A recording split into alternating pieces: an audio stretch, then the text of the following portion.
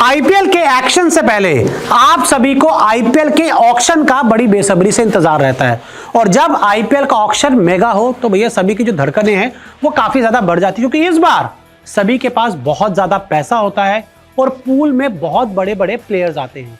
लेकिन क्या होता है आरटीएम कार्ड, जान लीजिए 4 नए नियम। जी हाँ, ये राइट टू मैच कार्ड है जिसका इस बार आईपीएल ऑक्शन में इस्तेमाल किया जाने वाला है। लेकिन क्या आप जानते हैं कि इस बार आरटीएम कार्ड के जो नियम हैं वो पूरी तरह से बदल जाएंगे। इस वीडियो में हम आपको आरटीएम कार्ड के बारे में बताएंगे और साथ ही नए नियमों के बारे में आपको पूरी जानकारी मिलने वाली है। तो देखिए, शुरुआत करते हैं। आरटीएम कार्ड होता क्या है? Right to match card.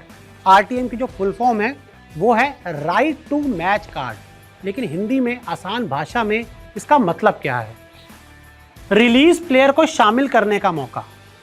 For example, मैं मुंबई इंडियंस हूं और मैंने ईशान किशन को अपनी टीम से रिलीज कर दिया है, मैंने उनको रिटेन नहीं किया, तो ऑक्शन में मुझे मौका मिलेगा अपना राइट टू मैच कार्ड का इस्तेमाल कर ईशान किशन को एक बार फिर अपनी टीम में लाने का। भले ही मैं बोली लगाऊं या ना लगाऊं, बिना बोली लगाए आरटीएम कार्ड का इस्तेमाल करके ईशान किशन मेरी टीम में आ सकते हैं। इस बार आरटीएम का जो नियम है वो अलग है। पहले जब आरटीएम कार्ड का इस्तेमाल हुआ वो नियम अलग हुआ करते थे, लेकिन इस बार नए नियम आपको आरटीएम कार्ड के लिए नजर आएंगे। आरटीएम कार्ड के बाद भी लग सकेगी बोली। पहले क्या होता था कि जब टीम अपना आरटीएम कार्ड इस्तेमाल कर देती थी तो वो खिलाड़ी उस टीम का हो जाता था, लेकिन इस बार आरटीएम कार्ड का इस्तेमाल होने के बाद आप दोबारा बोली स्टार्ट कर सकते हैं। अब आप सोच रहे होंगे ऐसा कैसे हो सकता है, तो आपको बताते हैं। उदाहरण अब मैं आपको एग्जाम्पल के तौर पर समझाता हूं जिससे आप लोगों को समझ आ जाए। ईशान किशन को जीटी ने 10 करोड़ में खरीदा। ईशान किशन इस समय ऑक्शन में है। ईशान किशन पर बोली लगी, 2 टीमों के बीच लड़ाई हुई या 3 टीमों के बीच लड़ाई हुई और आखिर में गुजरात टाइटंस ने 10 करोड़ की बोली लगाई और उसके बाद ईशान किशन के लिए किसी दूसरी टीम ने बोली नहीं लगाई, तो जीटी के पास ईशान किशन 10 करोड़ में चले जाएंगे। अब क्या होगा?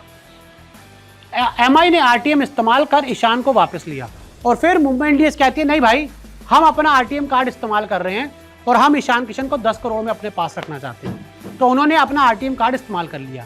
लेकिन अभी भी ईशान किशन एमआई के नहीं होंगे। यही नया नियम है। क्या है?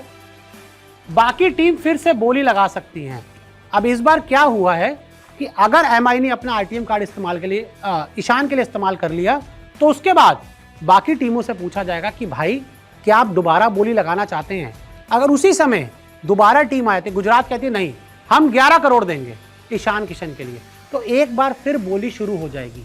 तो ऐसे में एमआई कितने में आरटीएम कार्ड का इस्तेमाल करके ईशान को रख सकती है, मैं आपको समझाता हूं। 10 करोड़ से ऊपर बोली की शुरुआत होगी। अब 10 करोड़ में मान लीजिए गुजरात टाइटंस उनको लिया था, एमआई ने 10 करोड़ में आरटीएम इस्तेमाल कर दिया, लेकिन फिर ऑक्शनर सबसे पूछता है तो टीम्स कहती है नहीं भाई, ईशान पर बोली दोबारा लगाओ, तो फिर उनकी जो बोली है वो 10 करोड़ के ऊपर से शुरू होगी। 10 करोड़ 25 लाख, फिर 10 करोड़ 50 लाख, ऐसे इस्तेमाल किया जाएगा। जहां बोली रुकेगी वहां से फिर आरटीएम का इस्तेमाल।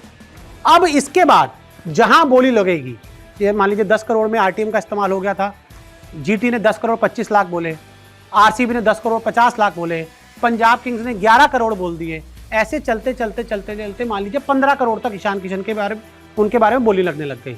तो फिर जीटी ने ईशान को दोबारा 15 करोड़ में खरीदा, यानी कि आखिर में जो बोली रुकी वहां पर गुजरात टाइटंस की सबसे बड़ी बोली थी 15 करोड़ रुपए की। सभी से लड़ाई झगड़ा करने के बाद गुजरात टाइटंस ने 15 करोड़ में उनकी बोली लगाई और अब दोबारा किसी ने 15 करोड़ में उनके बारे में कोई बोली नहीं लगाई, तो फिर क्या होगा? एमआई को 15 करोड़ में आरटीएम इस्तेमाल करना होगा। तो ऐसे में मुंबई इंडियंस को इस बार 15 करोड़ में आरटीएम का अपना इस्तेमाल करना होगा। पहले 10 में किया था, लेकिन बोली दोबारा शुरू हुई और उसके बाद वो जो बोली थी 15 करोड़ तक गई, तो ऐसे में दोबारा जो बोली है 15 करोड़ तक गई और आरटीएम कार्ड इस बार 15 करोड़ में इस्तेमाल किया जाएगा। और आरटीएम का इस्तेमाल पहले, और आपको बता दें कि आरटीएम का जो इस्तेमाल था वो पहली बार 2014 में हुआ, 2018 में भी आरटीएम कार्ड की वापसी हुई एक बार फिर, 2022 में आरटीएम नियम को ऑक्शन से हटा दिया गया और 2022 में इस नियम को ऑक्शन से हटा दिया गया था। लेकिन इस बार नियम वापस आया है, आरटीएम कार्ड वापस आया है और नियम भी बदल गए हैं, यानी कि एक बार आरटीएम कार्ड का इस्तेमाल नहीं 2 बार हो सकता है। एक बार किसी टीम ने 10 करोड़ में एक प्लेयर को खरीदा, उसकी पुरानी टीम कहेगी जी मैं 10 करोड़ में आरटीएम कार्ड इस्तेमाल कर रही हूँ, लेकिन ऑक्शनर पूछेगा और अगर दोबारा बोली शुरू होती है टीम्स के कहने पर, तो फिर जहां पर बोली जाकर रुकेगी वहां पर उनकी पुरानी टीम उस कार्ड को इस्तेमाल कर सकती है, लेकिन इस बार आपको पैसे बढ़ा कर देने होंगे। यानी कि यहां पर सिंपल है कि इस नियम से जो फायदा है वो खिलाड़ियों का है और जो नुकसान है वो फ्रेंचाइजी का।